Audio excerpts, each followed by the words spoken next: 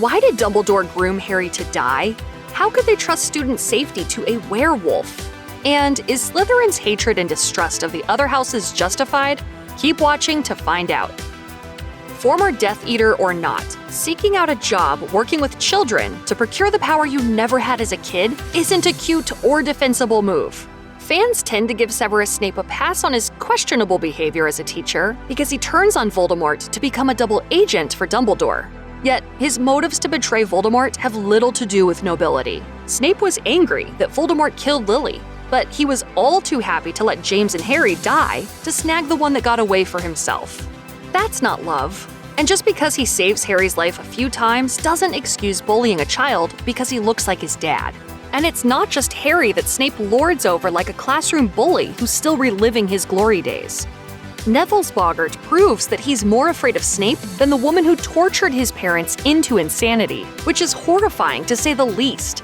By Dumbledore's estimations, Sybill Trelawney has made precisely 2 real predictions during her tenure at Hogwarts: the prophecy regarding Voldemort's vanquisher, and the Prisoner of Azkaban prophecy, where she predicts the return of Peter Pettigrew. He who betrayed his friends whose heart rots with murder shall break free.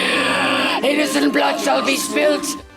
Given that Trelawney doesn't even remember her actual predictions, she's either an intentional fraud who likes to toy with her students for dramatic effect, or she's convinced herself to believe her own mind games. Either way, she treats her students like pawns in a metaphysical experiment. And she also emotionally abuses Hermione just because she's a bit of a know-it-all. Calling a student's soul as dry as a book is pretty gross. If your student questions the legitimacy of your subject, you don't lash out and eviscerate their self-confidence. They're children. Be an adult. Sure, Remus Lupin is hands down the school's most competent defense against the dark arts teacher that we see throughout the series. But why is he left to howl at the moon on Hogwarts grounds at all? Having the guy hide in a tree during full moons when he turns into a werewolf in a castle full of students is questionable judgment at best. Lupin's wolfy characteristics certainly aren't his fault, but for a couple of days out of the month, he shouldn't be anywhere near students, especially not when the ever-vindictive Snape is in charge of his symptom-relieving potion. During transitions, he should be in a safe, secluded space to protect himself and everyone around him. Instead, both he and Dumbledore leave things to fate, and Harry and his friends almost die for it. Lupin's situation is quite tragic, given how little control he has over his own body, but that doesn't excuse him from bearing the responsibility of ensuring his students' safety before he turns each month and loses all will. The bar is pretty low for Hogwarts professors, but even educators like Slughorn leave a lot to be desired. Sure, Slughorn is competent when you measure him against the dude who wears Voldemort as a fashionable headpiece, but on his own, Slughorn's a pretty awful teacher. Slughorn uses his students to feed his narcissism, taking credit for their accomplishments and displaying them in his classroom like trophies that he personally won. He even creates a creepy elite club for his star students. Okay, we get it. Hogwarts' terrible safety track record makes open positions difficult to fill. But you can't just hire terrible people because you can't fill a position. Even Slughorn himself doesn't want to take the job. Someone really needs to assist Dumbledore on the hiring process because his track record is pretty bad. Albus Dumbledore made an alarming number of mistakes and oversights during his time at Hogwarts. Still, none are quite as sinister as what he does to the wizarding world's golden boy Harry Potter. In his calculated quest to defeat Voldemort, Dumbledore raises Harry to be a martyr for the slaughter, while never being completely honest with him, putting Harry in grave danger annually for reasons the boy never fully understands. Harry risks his life time and time again to fix the mistakes of the negligent Hogwarts staff. Yet even when Dumbledore takes him on perilous Horcrux missions, Dumbledore still keeps the young wizard in the dark. Probably because his master plan requires Harry to die at the right time in order to destroy the last Horcrux. It's frankly a shock that Harry even lives long enough to carry out that insane plan. But the fact that Dumbledore secretly maneuvers Harry into sacrificing himself is also pretty shocking. Despite the fact that Voldemort cursed the defense against the dark arts position, Dumbledore still does little to no vetting when he fills the open position. Instead, he continually hires incompetent or straight-up evil wizards to teach the school's most important subject. As it stands, we've got professors dying, some acting as Voldemort's right-hand face, and a narcissist who obliviates iconic wizards to steal their life story, just to name a few. It's wild that Dumbledore is supposed to be the greatest wizard in his time, yet he can't be bothered to lift a curse or come up with a clever way around it. Hell, Cedric Diggory would still be alive if Dumbledore instilled some anti-polyjuice potion measures to prevent identity theft in a magic school. Use your big brain, Dumbledore. Apparently, the Forbidden Forest is only forbidden when professors aren't hosting detention there. In the Sorcerer's Stone, Harry, Ron, and Hermione get caught out of bed when Malfoy snitches on them. Instead of doing something normal like writing lines, the 4 students get separated into groups to hunt down a unicorn killer in a cursed forest. What the heck are these teachers thinking?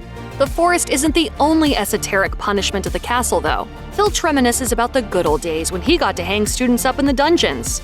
And there's also Dolores Umbridge, who enjoys making students write lines that get carved into their skin with a sick quill. A charming slate of staff, huh? With the level of house favoritism Hogwarts professors exhibit when they award or detract points for the House Cup, the tradition is all but rigged. A few professors like McGonagall seem to keep things fair, but even she shows her Gryffindor cards on occasion. Snape is less than subtle about his determination to detract every possible point from Gryffindor while awarding Slytherin points whenever he can. And he's not the only one. Are you incapable of restraining yourself, or do you take pride in being an insufferable know-it-all? He's got a point, you know. 5 points from Gryffindor.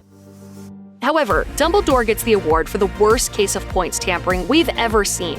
It's bad enough when professors dole out unfair points throughout the year, but Dumbledore needs to make a whole dramatic show of things.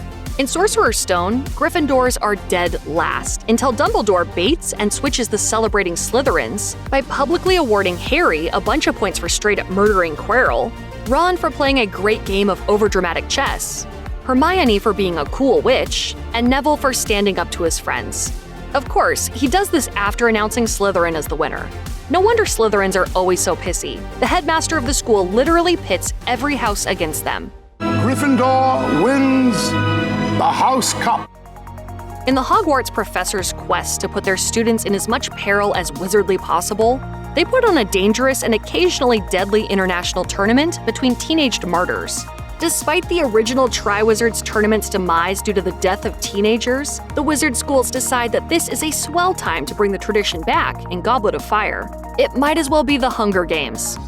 Based on what we know, it doesn't seem like the professors or headmasters do a single thing to make it safer this go around. And what do you know? Cedric Diggory pays the price with his life. Sure, having 3 international schools compete in a tournament to learn about different cultures and gain new experiences is a great idea. However, there doesn't need to be a death component, with dragons and other dangerously unpredictable tasks to do so.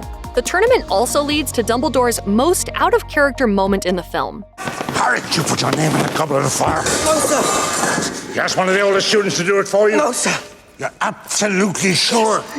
Despite his outrage in the movie, in the books, Dumbledore already knows that Harry isn't advanced enough to fool the Goblet's age barrier. Suffice to say, it's not one of Dumbledore's best moments from the films, and the tournament is just as deadly as it was in years past because the professors couldn't keep a tighter watch on things. With a headmaster as experienced as Dumbledore, you'd think that he'd be more than willing to take the lead on any investigative work when all is not well at Hogwarts. Yet, no matter how many times Harry, Ron, and Hermione bring serious situations to the school's attention, they brush it off. In the end, the educators always leave a bunch of kids to do the dirty work of Hogwarts' negligent professors. The Hogwarts teachers openly let their students fight their battles while rarely lifting a finger to handle situations themselves. Why? Because of their ego trip, of course. If they haven't noticed anything themselves, how on earth could something possibly be funky?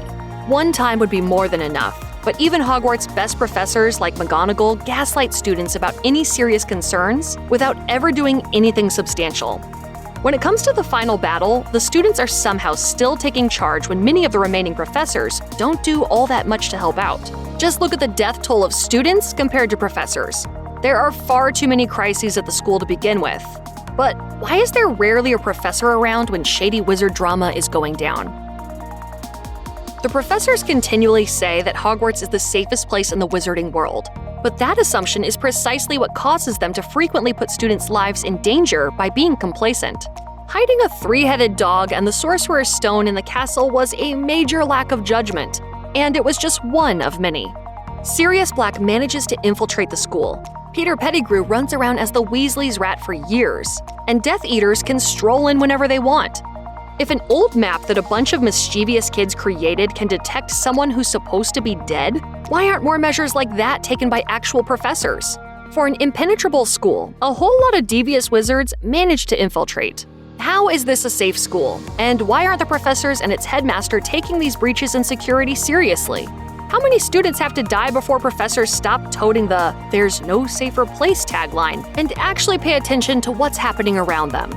If Harry Potter, the world's most oblivious wizard, notices a problem when the teachers don't, that's definitely a red flag. Even the repetition of tragic historical events goes unbothered by the staff. At the first sign of the chamber's reopening, the school should be evacuated, let alone after multiple petrified students are discovered. One wrong glance, and the school would have a dozen more moaning myrtles.